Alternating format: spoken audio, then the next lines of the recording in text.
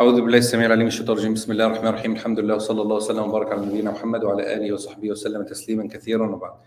We stopped with year 36 of Ali radiallahu anhu this time, and we spoke about some of the virtues of Ali ibn Abi Talib radiallahu anhu. This time is a tough time to speak about, and the first thing that Ali ibn Abi Talib radiallahu anhu faced is the situation of Mawqi'atul Jamal, the battle of the camel. To speak about the battle of the camel, we have to speak from two perspectives. Number one, religious perspective, and taqwa perspective. Yani it has to have the taqwa perspective into it. لأنهم صحابة, because they were companions of Rasulullah sallallahu alaihi wasallam. So what happened between them, okay, it's part of history. Meaning it did happen. There is nothing we could deny and there's nothing we could hide.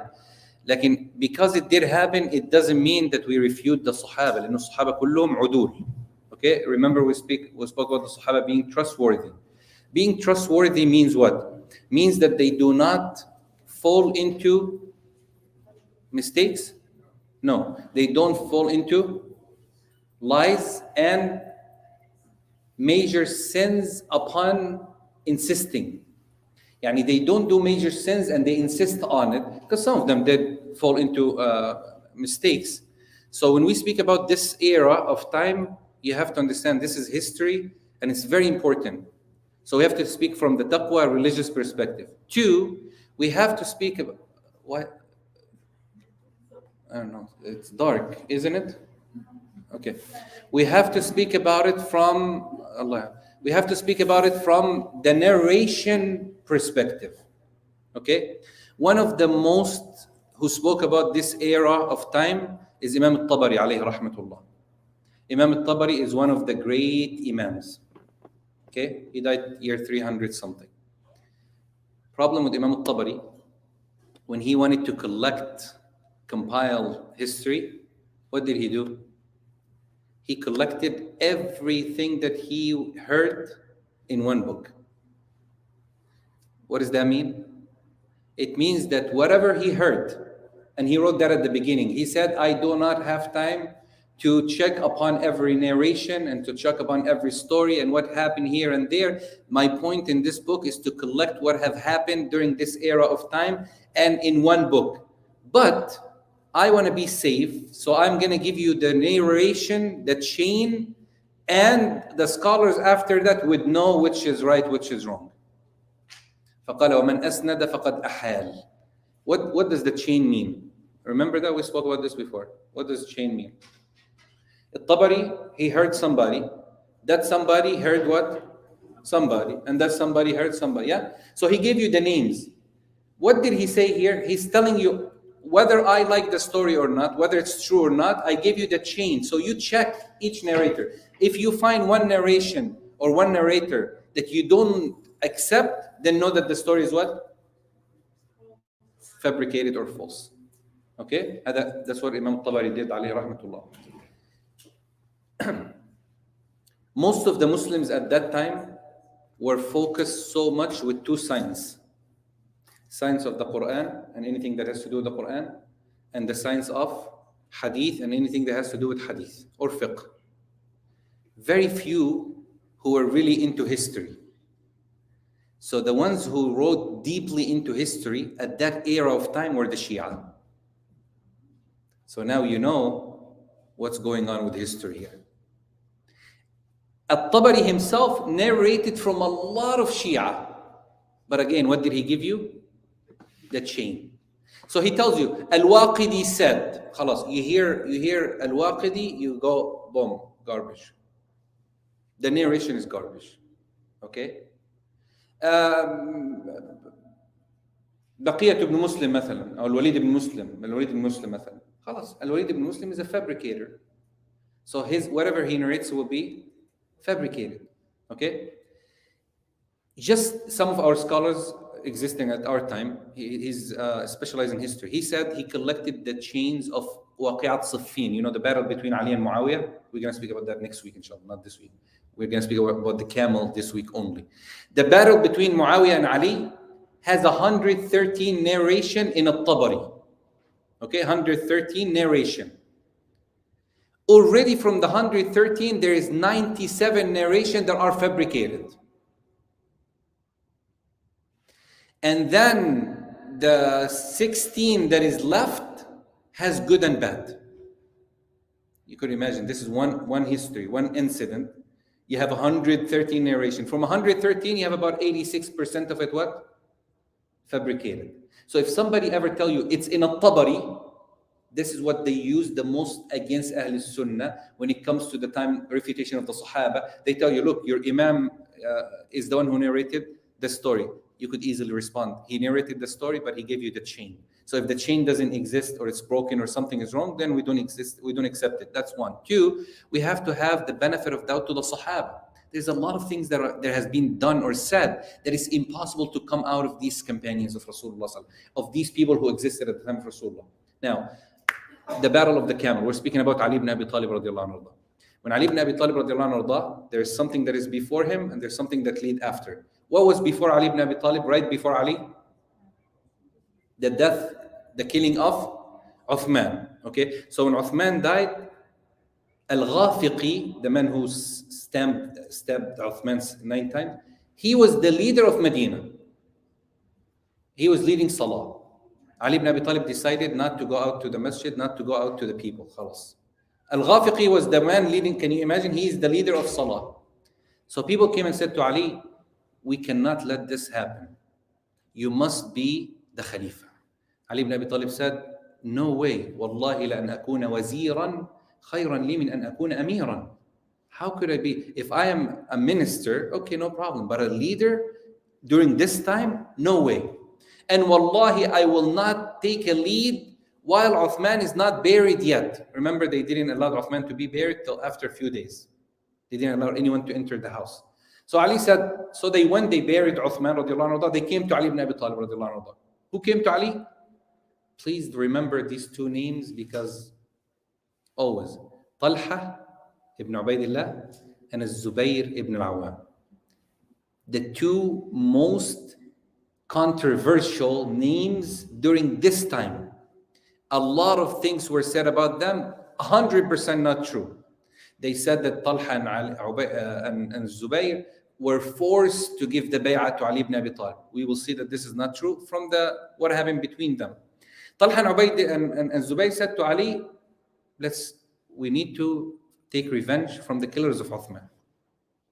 Ali ibn Abi Talib radiallahu anhu said, how are we going to do that? If we do this, what's going to end up happening in Medina is what? Bloodshed. Everybody's going to fight, Sahaba are going to be killed. This is going to be a big problem. That's one. Two, if you take the killers of Uthman now and kill them, their tribes are going to come after you and they're going to leave Islam. They're just new Muslims. They're not like you. So they said, what do you think then? He said, we wait. So they forced him to take the bay'ah and the khilafah. He said, I'm not going to do it here in my house. I'm going to do it in the masjid. Cannot be secret, okay? I have to come to the masjid and see if people are willing to elect me. So when he came out to the masjid, the migrants, the Ansar, everybody gave Ali ibn Abi Talib the bay'ah. Not even one person went back on it. And the first to give was Talha and Zubayr. But then they came to Ali and they said, okay, now you are Amirul Mu'mineen. قال والله لما سمعتها انفطر قلبي. He said, when I heard the word Amirul Mu'mineen, I felt something was moving in my heart. I didn't want to be Amirul Mu'mineen now. Just remember, قال اللهم خذ من دمي لعثمان حتى ترضى. Oh Allah, take from my blood for Uthman. يعني, he said, والله إني لأستحي. He said, I am so ashamed and embarrassed to be Amirul Mu'mineen. And a person whom Rasulullah sallam said, إن الملائكة لا تستحي من عثمان. And he's still here. Even the angels are shy of Uthman radiallahu anhu. So Ali ibn Abi Talib said, I'll take the khilafah and the bay'ah and we spread it out. We send it to everybody for the rest of the states to get the bay'ah out. Everybody gave the bay'ah to Ali ibn Abi Talib except, very clearly, and we're going to be very open to this, Muawiyah ibn Abi Sufyan radiallahu anhu. Muawiyah ibn Abi Sufyan said, I am not going to give Ali the bay'ah until I take revenge from the killers of Uthman. Why? Look what the ayah says. قال الله عز وجل ومن قتل مظلوما فقد جعلنا لوليه سلطانا فلا يسرف في القتل إنه كان منصورا. ومن قتل مظلوما, whoever is killed innocently, injustice. Was Uthman killed unjust? Yes. مظلوما. And we know that from the hadith we mentioned. Rasulullah said, this man right here, he'll be killed and he'll be innocent, unjustified, and there's no reason. So Uthman is mazloom, and this is ijma' of the Sahaba that Uthman is mazloom, was killed ظلم. Correct? طيب. Allah said, فَقَدْ جَعَلْنَا لِوَلِيِّهِ. We gave permission to his wali. His wali is a person who is the closest to him in relationship as a relative. And the closest to Uthman in relationship at that time was Muawiyah. He was his cousin, direct cousin. So Muawiyah says, if Allah subhanahu wa ta'ala has given me the permission in the Quran to take revenge for the killing of Uthman, he's my cousin, with unjustified reason. He is mazloom by the witness of Rasulullah sallallahu alaihi wasallam. And Allah subhanahu wa ta'ala said, I gave the permission to the wali to take revenge. So, Ya Ali, I want you to give me the ones who killed Uthman radiallahu anhu, the killers of Uthman. Ali ibn Abi Talib sent to Muawiyah, he said, if we do that now, this is not smart. Because right now they are involved. First, they have the Bedouins with them. And Bedouins are, Allah subhanahu wa ta'ala described in the Quran, Al-A'rabu ashaddu kufran wa nifaq. Al-Arab, Bedouins don't know anything. They follow the flow. Okay? So Ali ibn Abi Talib came on the minbar. He gave a khutbah, famous khutbah. And he said, the Bedouins who came out, go back to your fields and to your gardens and to your work. And anyone who came out of Medina at this time, for whatever reason, now you could return. No one left. So Ali ibn Abi Talib knew that this is impossible to happen. Okay, the process now. So he told Muawiyah, he said, listen. He sent them, he said, listen. How about this? At-taskeen. At-taskeen is a smart process of calming things down. Okay, acting like there's nothing going on till everybody returns back to where they came from. And then we pick them up one by one, the killers of Uthman. And then we bring them to the court. And now you come as his guardian, as his wali. And now the judge or the system, the court system will say, these people have killed Uthman innocently. Therefore, and Uthman radiallahu anhu is mazloom. Therefore, his guardian is here. He could do whatever he wants. He forgive them or he takes revenge. Khalas, easy. We do it in a court system, but not now. Muawiyah radiallahu anhu said, nope. Why? Because he had leadership of Damascus. He had an army. The calculation army of Siffin was 130,000. The minimum calculation was 60,000. Taban, you guys, you hear 60,000, you're like, is this a big number? At that time, 60,000 is the whole earth. Everybody on earth was not 60,000 count. So Muawiyah said, why would they be scared? Now, and remember what Naila did. She sent Uthman's qamis with his fingers. Muawiyah hanged it on the minbar, on the mihrab, and he went to give the khutbah. So anybody who comes into the masjid, they see the qamis of Uthman. Muawiyah gave a very famous khutbah, firing up khutbah. So everybody was like, we are with you. And he said, he's my cousin. If anybody wants to come, I don't force anybody to come, but he's my cousin and I have to take revenge from him. If you want to join me, not even the children in Damascus were with Muawiyah. They were like, we're with you. So he had power. But the problem here, that he had power and there's a Khalifa now. So Ali is not going to allow this to happen. Why? Because if he comes in, that means Ali is nobody. There's no power.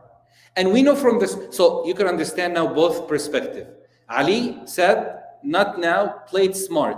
Muawiyah said, now, and let me handle it. So both groups had the intention of what? They're the same thing, but different methods, different ways of looking at it. So both could be correct, but we know that Ali was more accurate because of what happened later. When Ammar ibn Yasir got killed, we knew that Ali was upon the truth and he was the right side. But for now, you could understand how both are looking at it. So the story that Muawiyah wanted to become the Khalifa, not Ali ibn Abi Talib, has nothing to do with Khilafah now. This is not Khilafah now. Talha and Zubayr said to Ali ibn Abi Talib, they said to him, listen, we understand what you're saying, but give us permission to leave, go out to Basra, Kufa, okay? Gather people. Muawiyah is going to come from Damascus. We bring an army, and out of nowhere, they wake up in the morning in Medina, they find 100,000 people. We take over. Ali ibn Abi Talib radiallahu anhu said to Talha and Muawiyah and Zubayr, he said, no, not now. We cannot do that now. If we do this now, we would lose more than what we want to gain. So Talha and Zubayr, they sneaked out and they left to Mecca. Why? Because this time was after the time of Hajj. And most of the wives of Rasulullah ﷺ were in Mecca. So Talha and Zubayr got to Mecca. They met the companions there. They told them about what happened to Uthman. They said with Aisha, they said with Hafsa, Ibn Umar, Ibn Abbas, and others. And they told them, listen, this is what happened. And we want to go to Medina and collect, get together and go back to Medina and do what? And take revenge for Uthman. And in this case, if we have you supporting, and if we go out, let's say we go out from Mecca to Iraq, to Basra, to Kufa, to other places. If you are with us, he's talking to the wives of Rasulullah sallallahu alaihi wasallam, people are gonna trust us, people are gonna come with us, and people are gonna say, Alhamdulillah, your support. So Hafsa, she got ready, Aisha got ready to do what? To reconcile between them and Ali, and to also take revenge from the killers of Uthman. Ibn Umar went to his sister Hafsa and he said, nope, you're not going. You're not leaving. And he forced her to stay. He said, you're not going to join all this mess. Az-Zubayr went to Aisha. Az-Zubayr, how is he related to Aisha? Huh? What is it? No. Zubayr how is he related to Aisha? He's very close. No. Exactly. His wife Asma was her sister, his in-laws. His wife was Asma bint Abi Bakr. And Asma is the sister of Abu Bakr, Aisha. Here you go. Okay, easy. So as Zubayr is her in-laws, so he told her, come with us. We want to reconcile. If you come out, people will be encouraged and so on and so forth. So she went out with them. Okay? To do what? To reconcile. They moved. They got to a place called Al-Hawab. Al-Hawab is a city where it's like a bandit area. The dogs start barking at Aisha or at the group. So Aisha stopped and she remembered the hadith of the Prophet ﷺ where he said, one of you, he was talking to his wives, and he said, one of you would run by a place called Al-Hawab and dogs will be barking at her. It will be all trouble. So she said, oops, that's me. I'm going back. Okay? So as Zubayr, he told her, he said, don't worry about it. It's not you. The Prophet ﷺ was, maybe he mentioned that for a reason. Maybe it did happen to somebody else. And then he kept convincing Aisha to continue on. But she kept saying, but look at the dogs are barking. And the Rasul ﷺ is wahi, revelation. I should go back. He kept convincing her and he said, no, keep it going. And she went all the way with him to Al-Basra. Now, when they got to Al-Basra and people saw Aisha radiallahu anha, the wife of Rasulullah sallallahu alayhi wasallam, everybody in Al-Basra did what? They said, Bismillah, we're supporting you. But before that, something happened. When Talha and Zubayr got to Al-Basra, they got few of the killers of Uthman who already went back to Al-Basra and they killed them. So over 500 were killed because of 2 or 3 people who got killed by Talha and Zubayr. Yani Talha and Zubayr took these 2, they knew them, they recognized them, they took them and they did what? They killed them. So 5,000 of their tribe, these 2 people's tribe, they went to fight Talha and Zubayr's army or little army that they collected while they're coming from Mecca. This little battle between them ended up in what? 500 people got killed. Isn't that what Ali was saying?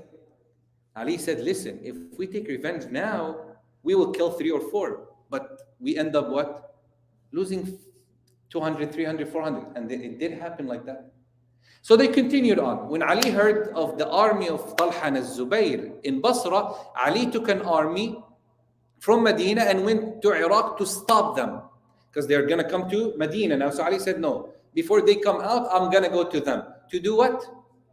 To stop them, not to fight them. Why? Because he's the Khalifa now. I am the president. You cannot run things out of my way, which is correct. So he took an army. Now, the army of Ali ibn Abi Talib had who? La, not only Sahaba. Remember, the army of Ali had who? Sahaba. The people who rebelled against Uthman, so the killers of Uthman, had the Bedouins. So the army of Ali ibn Abi Talib was way more in number, but it was all corrupted from inside. You'll see later on. Muawiyah had an army that is fully steady on Deen and Islam.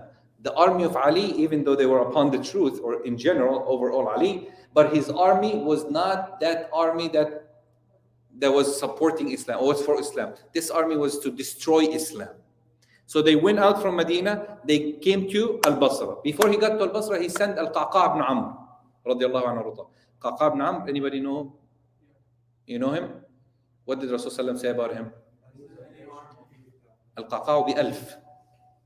There is no army that will be defeated if they have Al-Qaqa. Qaqa ibn Amr in a battle, he's equal to 1,000. Yeah, he's 1,000 fighter, one person. Qaqa was like a, and that's why I don't like how they do it in movies. They bring him with this weird beard and like that doesn't show like that. Anyway, so he sent Al-Qaqa ibn Amr. He got to Talha and Zubayr and Aisha radiallahu anha ardaha, and he told them, he said, listen. They told him, what do you want? He said, we want a taskeen. Ali is looking for taskeen, to calm down. We gonna give you the killers of Uthman. But first, we have to divide them. Now they're very strong. You have an army of 50,000, okay? If the army is divided, they all go back to where they came from. Now the killers of Uthman are only 1,000 or so. Now they're 40,000. We can't defeat them. They are in us now. So wait till everything calms down. They return back. Now Ali is the leader. There is a ruler, rulers upon every state. Therefore, we will bring them one by one. And we will do that. Ali is not saying he's not going to take revenge for Uthman. He insists on taking revenge for Uthman. He's just saying what? It's not the right time. Okay? So Talha and Zubayr said, this is all we need. We need to assure that the killers of Uthman are being judged fairly. So they said, okay, is that what Ali really is going to do? They said yes. They decided to return back. Al-Qaqa went to Ali and he said, reconciling, if you're going to come to Al-Basra, we're going to sit together, we're going to have lunch together. This Sahaba didn't have this in their heart. Sahaba didn't have that hatred that we talk about today, and they make it seem like they hated each other. So he said, when Al-Qaqa went, Ali sent somebody else to make sure of the news. So they made sure of the news. They all met together in Al-Basra. Okay? They ate together. They prayed together. They had enjoyment time. They were talking about things. They were laughing. They were joking. قال الطبري رحمه الله تعالى, it is the best night that the companions have ever spent from the time that Uthman was killed. Can you imagine all these days they've been going through problems? This is their best night. Was like relaxed. Khalas, both armies are going to go back tomorrow. Ali radiallahu anhu is going to return. Talha and Zubair are going back with Ali. Aisha radiallahu anhu had nothing to do with this. She got what she wanted to, and everything was moving forward. Now, the killers of Uthman, they gathered together that night. And they said, listen, if this group reconcile, what end up happening is what? Muhammad, can you open the door? So what end up happening is, if they reconcile, we're gonna be killed, and we cannot let that happen. So what should we do? They came up with a shaytani idea. No, astaghfirullah. Even shaitan didn't think of that one. They came up with an evil idea to a point. So they said, listen, the people who are in the army of Ali, from us, we will start killing our own people. Okay? And the people in the tents of Talha and Zubayr and Aisha, from us, we will start killing our own people. Now, when they did that at night, طبعا, remember, this is a time of hardship. Now we're talking about the story and we're just relaxed in the masjid, we're enjoying. You have to imagine how they were living back then. You wake up at Fajr time and you find killed ones from both sides. And the ones in the army of Ali are screaming out, Allahu Akbar, Talha and Zubayr won. And the army of Talha and Zubayr screaming out, Allahu Akbar, Ali won. So both groups thought of what? That they both betrayed each other. Okay?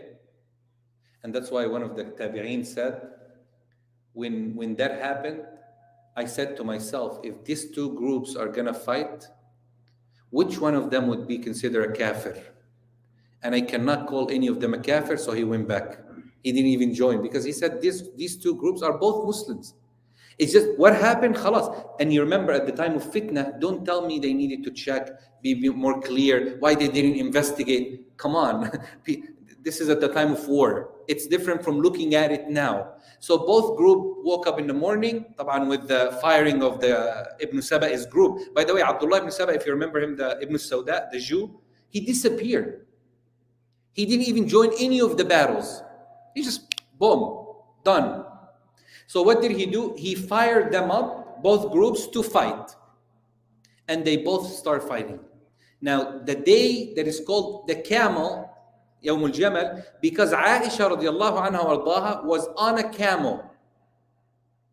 And the people in the army of Ali, when they saw Aisha on a camel, they start shooting arrows closer to her. So the group who were with her, Talha and Zubayr and them, they surrounded the camel of Aisha. And the battle took place next to the camel of Aisha.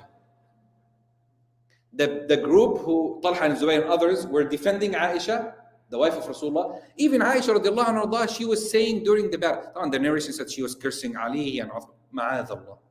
All she was saying, أيها الناس إني زوج رسول الله, I am the wife of the Prophet ﷺ. What are you thinking? Nobody's thinking. This is war. They were fighting around the camel of Aisha all day long. That's why it's called the battle of the camel. So Ali ibn Abi Talib radiallahu anhu, when he saw that a lot of people got killed by the camel of Aisha, he came up with an idea. He called Muhammad ibn Abi Bakr. Remember? He is the only companion who joined, okay, or had a. He called him and he said, listen, we have to make a way to kill the camel of Aisha somehow and get her out of that. Because if the camel of Aisha gets killed and she's removed out of this, the war would stop. Because this group is trying to kill her, not really kill her, but that's what they're acting like. And the other group are going to defend her. They will not betray her. There is no way they'll go back. Even if they all die, they will not let Aisha be killed. She's the wife of Rasulullah sallallahu alaihi wasallam. So as long as she's staying here, the war continues. So the best way is to do what? Get her out. Muhammad ibn Abi Bakr was very smart. He made a trick in a way, and he got the legs of the camel, and he slaughtered the camel, and he took his sister, he carried her, and he took her out to the tents of Ali ibn Abi Talib radiallahu anhu. As soon as he removed her to the tents of Ali, the people of Al-Basra who were with Talha and Zubayr withdrew. They ran away. Because their whole fight was what? To defend Aisha radiallahu anha. And that day, and this is the day that Aisha regrets the most. And she used to say when she reads the ayah, وَقَرْنَ فِي بُيُوتِكُنْ, she would say, I wish I have listened to. And one time she took Ibn Umar and she told him, she said, why didn't you advise me like you advised your sister? He said, I told you, you didn't listen. She said, if you insist on it and you were harsh on me like you were with your sister, I would have listened. But qadarullahi kana qadaran maf'ul. Ali ibn Abi Talib radiallahu anhu prepared Aisha radiallahu anhu and got her ready, and he sent her with her brother Muhammad ibn Abi Bakr all the way back to Medina or to Mecca, as some narrations said. So Aisha had nothing to do with this. There was no hate between. They said, oh, Aisha went out to fight Ali. Where is Aisha in this? Where is she fighting Ali aslan? The people, even the judge of Basra, he raised the Quran up. You could imagine this. He raised the Quran up. And Ka'b ibn Sawar, he raised the Quran up and he said, maybe when they see the Quran up, they'll stop fighting. They killed him and the Quran dropped on the floor. So when Aisha radiallahu anha saw them doing that, she knew that there was no going back. Why? Because these people don't respect Quran. They already killed Uthman while he was reading Quran. Now they're going to respect the Quran. Ali ibn Abi Talib radiallahu anhu, when he went around to check upon the people who died. The first one he saw was Talha radiallahu anhu arda. And Talha ibn Ubaidillah radiallahu anhu arda, he used to say, Wallahi la artawi. He said, I wouldn't drink water to become full of it, and I will stay thirsty till I take revenge from the killers of Uthman radiallahu anhu arda. And he used to say, Ali, when he saw him dead, he took him on his lap. That's Talha who they say that he went out to fight Ali. They had nothing to do with Ali.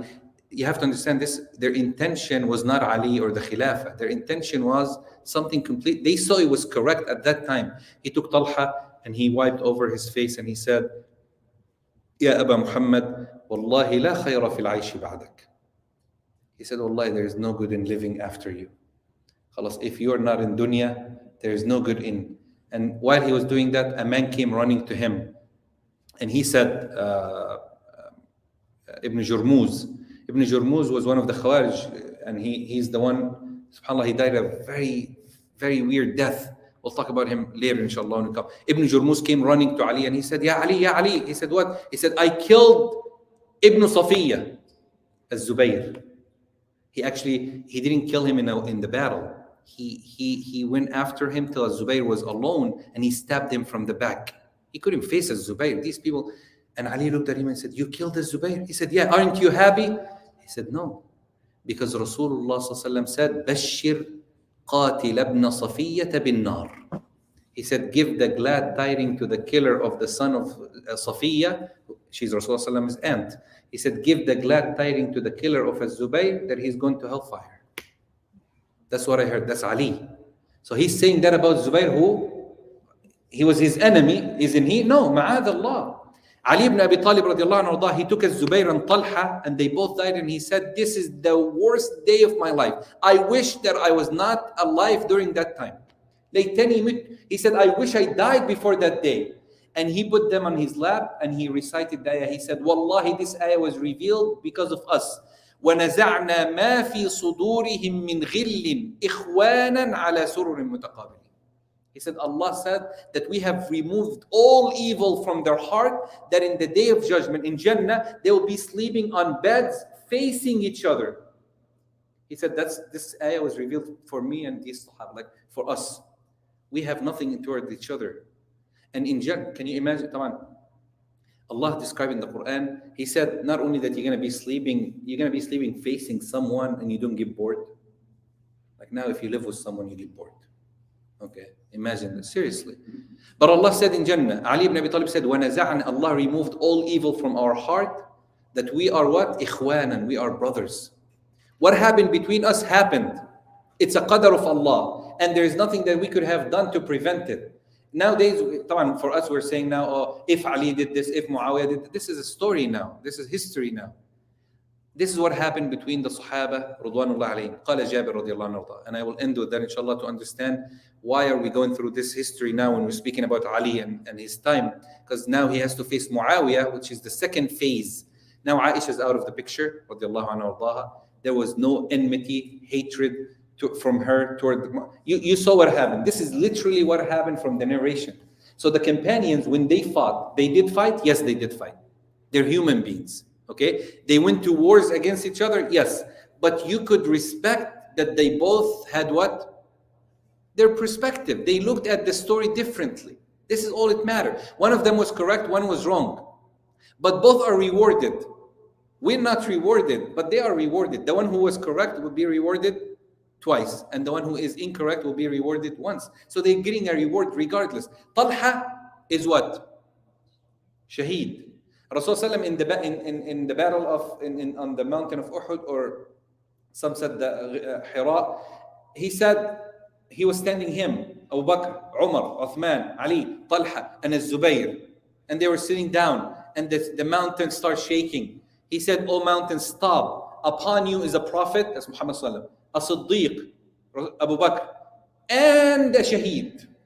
Yani every one of the rest will die as a Shaheed. Uthman died as a Shaheed. Umar died as a Shaheed. Talha died as a Shaheed. Zubayr died as a Shaheed. Ali died as a Shaheed, radiallahu anhu, later on." And he said in the hadith, Abu Bakr in Jannah, Umar in Jannah, Talha in Jannah, Az-Zubayr in Jannah, Ali in Jannah, Sa'd in Jannah, Sa'id in Jannah. So they are among the 10 companions who are granted Jannah. Don't tell me they changed after Rasulullah sallallahu alaihi wasallam. He gave them the wahy. The wahy said they are in Jannah, and you coming and say they changed. So what happened between them happened. And why we speak about it now, because of the lessons that we're going through, but also what Jabir radiallahu anhu said. Beautiful statement. And I'll end with it, inshallah, to keep it in your mind. He said, we'll continue, inshallah, next week. He said, سيأتي زمان, there will come a time, يلعن آخره أوله. The people of it will curse the ones who came before them. When I was preparing this, I was reading some of the articles that was written by the Westerns about Mawqatul Jamal, and look at the narration, their hatred of Islam, they're trying to ruin the picture of these Sahaba. Why? Because they don't have someone like them. They don't have a role model. We have Sahaba, a role model. They're trying to mess up this picture. So they tell us, oh, we don't have perfection.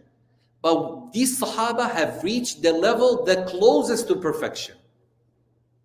None of the others have reached that level. And Allah is the one who said, radiyallahu anhum wa radu an. So Jabir said, there will come a time where people will be cursing. The end of the time will be cursing those who came before them.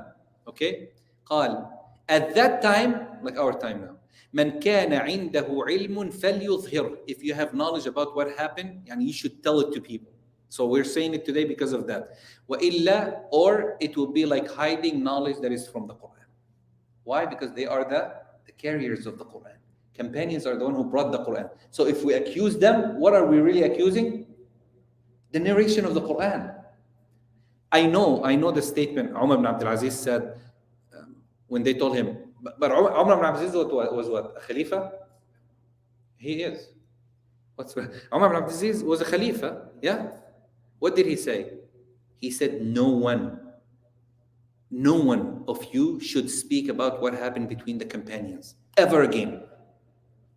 When he's a Khalifa, he could say that. Nowadays, we can't say that. We can't tell people don't speak about it. They're already speaking about it. There's books written about what happened. They call it the fitna between the companions. Yeah, it is a fitna between the companions, but this is what happened. Not what you're saying it happened. What we said today is, what I brought you today, wallahi, is the most authentic narration that you could find. Anything that we did not have said today almost is fabricated or weak. But Umar ibn Abdul Aziz said what? He said, Allah has protected our swords from this fitna, so we should protect our tongue from falling into it. We were not there. Allah saved our swords from falling into the fitna. Inna Allah Azza wa Jalla قد عصم من هذه الفتنة سيوفنا فلنعصم منها ألسنتنا. He's saying to people at this time, Allah subhanahu wa ta'ala has protected you from falling into the fitna. You were not there, you didn't fight, you didn't kill one another. Yeah? So your swords were protected. So keep your tongue what? Protected. Keep it from slipping into the fitna. He was accurate at that time. Our time, no. When we speak about it to clear things out, to say, radiyallahu an Ali, radiyallahu an Talha, radiyallahu an Zubayr. Even Ali ibn Abi Talib, whenever he used to remember ththese two Sahaba, Talha and Zubayr, and the day of the camel, he used to cry. Wallahi, he used to cry. And he used to say, I wish that I was never born before that day. I wish that day never came when I was alive. I wish that this day didn't exist. I wish that I could have done something to save Talha and Zubayr and them. They are my brothers. I love them more than you. You are not my companions. You are just followers. You are I call them his Shia, meaning his followers. But these two were my brothers. They were we did so much together. We sacrificed our life for the deen. We're not going to end our life fighting over dunya. It was never just from this class today. I just want you to take this word, sahih wallahi, with you. This war, this battle, this fitna was never about dunya. It was all about deen. But it was all about how they looked at the deen, which happens today, and it will continue to happen. Different ideas, different perspective. May Allah subhanahu wa ta'ala make us among those who hears the truth and follow the best of it. May Allah subhanahu wa ta'ala make us among those who are always upon the truth. May Allah subhanahu wa ta'ala make us among those who respect and love the Sahaba and honor them. And may Allah subhanahu wa ta'ala make what happened between them to elevate their ranks, inshallah, in Jannah. As Allah subhanahu wa ta'ala said, brothers upon beds facing one another in Jannah. no evil, no enmity, no hatred toward one another. So we ask Allah subhanahu wa ta'ala to purify our heart like He purifies their heart. And we ask Allah subhanahu wa ta'ala to gather us, inshallah, with them in the highest level of Jannah, with Rasulullah sallallahu alayhi wa sallam, sallallahu alayhi wa Muhammad, walhamdulillahi rabbil alameen. Jazakumullah khair. Any question?